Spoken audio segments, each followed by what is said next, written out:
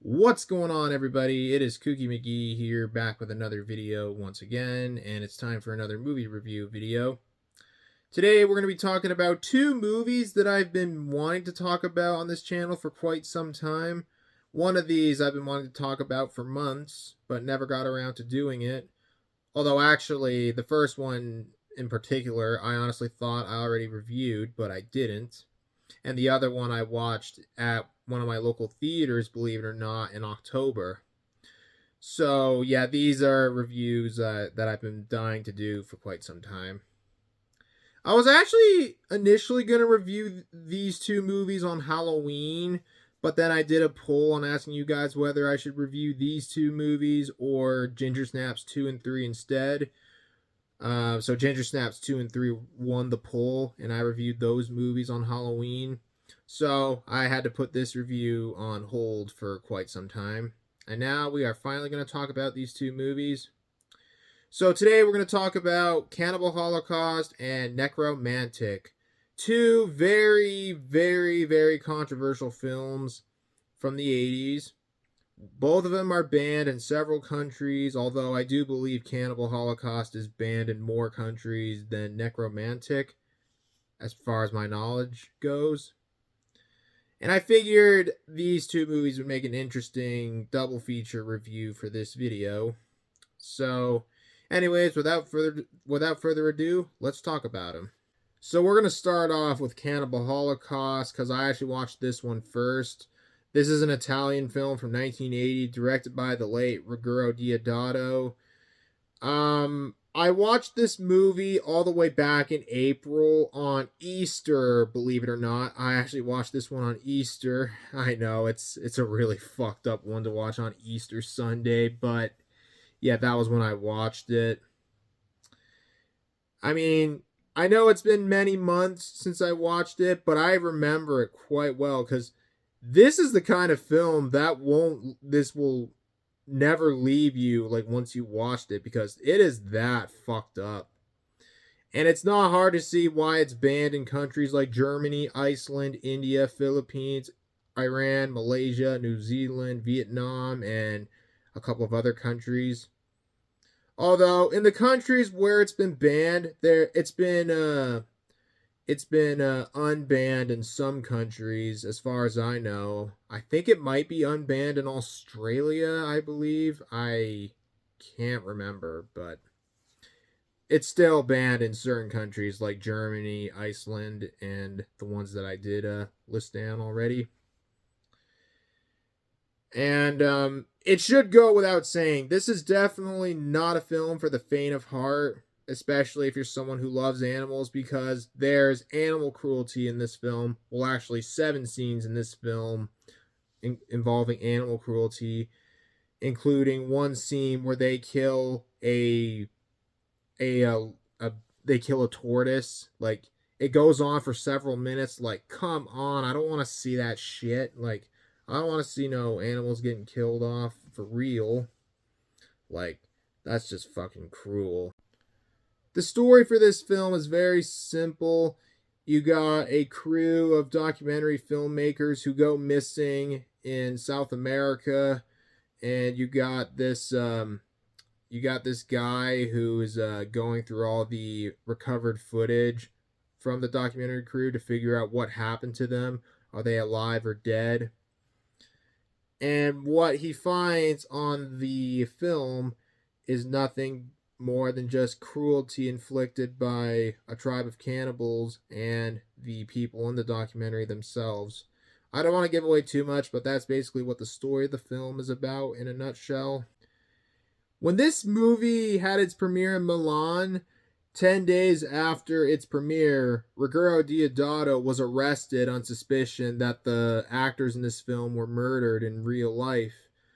But that wasn't the case. But given how graphic the film is and how realistic so much of the gore is, not to mention including real animal cruelty in the film, it makes one believe that that it's actually happening, that these people were actually getting killed for real. But thankfully that wasn't the case. What was unfortunately the case, however, is that the animals in this movie were being killed for real. And then Ruggiero Diodato did go on record to say he really regrets everything that he's done on the set of this movie, including the animal cruelty and stuff, which I honestly don't blame him. I mean, why would you do that in this movie? Like, have animals killed for real in your film? Like, why would you even bother to do that in the first place? But aside from all the controversy and stuff, I honestly didn't think this movie was that bad. I mean, the only thing that really bothered me was the animal cruelty, including the scene when they were killing the tortoise, which went on for like 5 or so minutes. Like, I mean, come on. I don't want to see no tortoise getting killed for real. And not to mention, I believe the tortoise that was killed was like over 100 years old, from what I was told at least. Like, come on. But aside from the animal cruelty, I honestly didn't think this movie was all that bad. I really liked the music in the film. The performances were pretty good. It had some really, really good gore effects, just even given how disturbing it looks. And all in all, I thought it was a pretty well made film. I mean, while this is technically speaking, this might technically be the first real found footage film that was ever released next to the Blair Witch Project. Although, unlike the Blair Witch Project, that movie, the whole movie was shot like a documentary. This film was part shot like a documentary, and then when it's at the studio where you got one of the main characters going through the footage of the film, it's just shot like a regular movie and stuff. I'd say it was better shot than how Shelby Oaks did, which, I mean, it's a little bit of a weird saying because Shelby Oaks and Cannibal Holocaust are completely two different movies. But the way they transition from documentary to normal film mode is just, I don't know. One can't help but think that they are somewhat alike the way they are shot, but yeah. Anywho, the score in this movie is really, really good too. It's done none other than what's his name? Riz Ortolani, that's who I'm thinking of. Yeah, the famous Riz Ortolani did the music for this movie. It's hard to believe that he actually did the music for this movie. I mean, you'd think he wouldn't do the score for a movie like this given how graphic and disturbing it is, but he did. Anyways, aside from all the controversy and all the graphic content in this film, I honestly didn't think Cannibal Holocaust was all that bad, other than the animal cruelty. Like, I mean, the animal cruelty is just fucked. And there is definitely some disturbing bits in the film. Like, there's murder, there's rape, there's animal cruelty. Like, this is not an easy film to sit through. But I honestly didn't think it was that bad, but I obviously wouldn't watch. This is not a film I'd honestly wouldn't watch again anytime soon.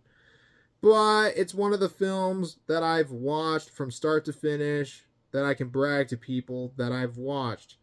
It's up there with the likes of movies like Sallow, a Serbian film, Irreversible, and a couple of other films.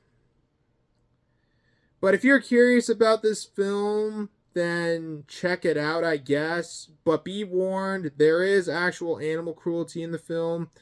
So if you're an animal lover and don't like seeing animal cruelty in films, then I would recommend you check out the cut version of the film, which I almost forgot to say, there's actually two cuts of this film. There's the uncut version with all the animal cruelty, and there's the cut version with all the animal cruelty removed. Now, the cut version cuts the runtime down to 90 minutes, and the original uncut version is 95 minutes or 96 minutes, I believe. So, yeah, just a fair warning. If you don't like animal cruelty, just watch the cut version. Anyways, I don't have anything else to add, so I'm giving Cannibal Holocaust a 7 out of 10. I think 7 out of 10 is a fair rating, I suppose. But man, this movie is fucked with a capital F. Now we move on to Nekromantik. This is a German film from director Jörg Buttergate. It was released in 1988, and it was banned in countries like Australia, Finland, Iceland, Malaysia, Norway, Singapore, and was even banned in well, it wasn't officially banned in Canada, but it did get bans and restrictions in the provinces of Nova Scotia and Ontario, and was temporarily banned in the province of Saskatchewan. Now, I mentioned this at the start of the video. This was the film that I saw back in October at my favorite movie theater. I was actually shocked that they were actually going to screen this movie at my favorite theater, because I honestly didn't think they were ever going to screen it, but someone included this in their part of being a guest programmer at the theater that I go to, which is called the Metro. And I'm actually shocked that they actually agreed to do it. So I just knew I had to go see it, and I saw it, and to be perfectly honest, I honestly didn't think it was that bad at all. And strangely, I actually kind of enjoyed it, despite the disturbing subject matter of the film, which I will talk about the story here very shortly. I mean, don't get me wrong, the movie is disturbing in nature, and much like Cannibal Holocaust, there is one scene in the film involving animal cruelty, involving a bunny, but that was it. It doesn't have multiple scenes of animal cruelty, just one, unlike Cannibal Holocaust, where there was multiple scenes of animal cruelty. From what I looked up, the scene where you see a rabbit get killed was actually filmed at the director's cousin's farm. Basically, in the scene, he grabs the rabbit, he kills it with a knife, and then he skins the rabbit, pulls out its lungs and stuff, and yeah, it's a very uneasy scene to watch. I mean, I understand how they skin animals, and I mean how they skin rabbits and stuff in real life. To be honest, this scene didn't really bother me as much as the tortoise scene in Cannibal Holocaust. But do I think it should have been added to the film? Absolutely not. I think the animal cruelty scene in both this film and in Cannibal Holocaust were all just added for shock value. In fact, this film was primarily made to piss off, and basically just to piss off the German censorship board at the time when this film was made back in the 80s. It should be noted this film was made at the time, I believe, when the Great Wall of Berlin was still standing. I think that was torn down in the same year or in 89. I can't really remember. But yeah, it's just a little bit of some info relating to the animal cruelty scene in this film. But now we're going to quickly get into the story of the film before we dive a little deeper into my thoughts onto the film. So this film follows two misfits named Rob and Betty, who are a couple with a strange fascination with death. I'd say an even stranger fascination with death than the Fitzgerald sisters from Ginger Snaps. Now, Rob works as a street cleaner for car accidents and stuff. And then one day he brings home a fresh dead body home to his girlfriend, so that he and his girlfriend can have how do I put this, sexual intercourse with the dead body. Yep, there is necrophilia in this film. Well, it's called Nekromantik for a reason. Now, obviously, it's not a real dead body. It's fake, of course. So, the story gets a little... back to the story. It only gets complicated when Betty finds to enjoy sex with a dead body more than with a human being. And without giving away too much, that's basically what the story of this film is about in a nutshell. Strangely, I actually enjoyed this, oddly enough. And I'm not kidding, I actually enjoyed it. Sure, it's disturbing as fuck, and there are some pretty grisly scenes, most notably the scene with the rabbit. There was also another scene with animal cruelty involving a cat, but thankfully it was fake. There was no real cat that died. I probably would have walked out if it was a real cat, but then I looked it up. It was a fake cat. It wasn't real.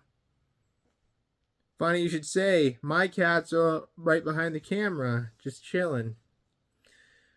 But aside from that, I actually enjoyed this movie in all honesty. Again, it's a shocker of a film for sure, but I honestly didn't really think it was that bad. I liked the music of the film, and I liked the tone for the film. It's I can honestly say this is totally not a movie for everybody. Well, most people, I'd say, but I honestly didn't think it was that bad.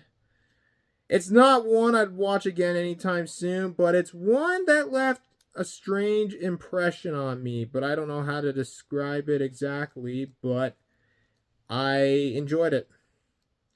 Most of the deaths in this film are just really over the top and just ridiculous.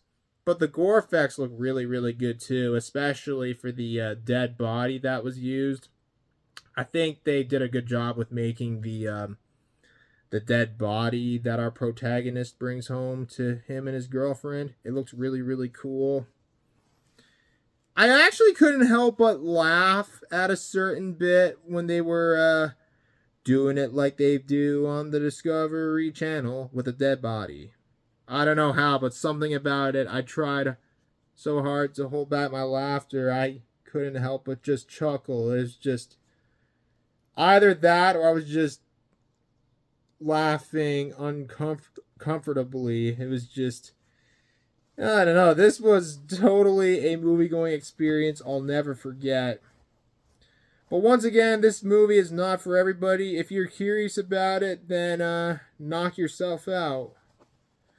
I know there's actually a sequel to this movie that was released in 1991. I will definitely check that one out one of these days and talk about it. Well, one day I'll check it out.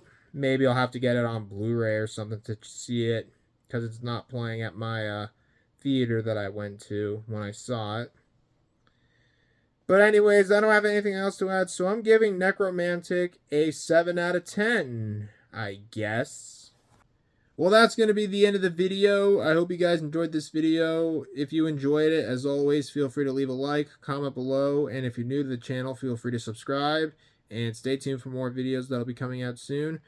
But in the meantime, this is Kooky McGee signing off. Thanks for watching. Hope you all have a great day, and I'll see you guys later. Take it easy, guys. Peace. Bye-bye.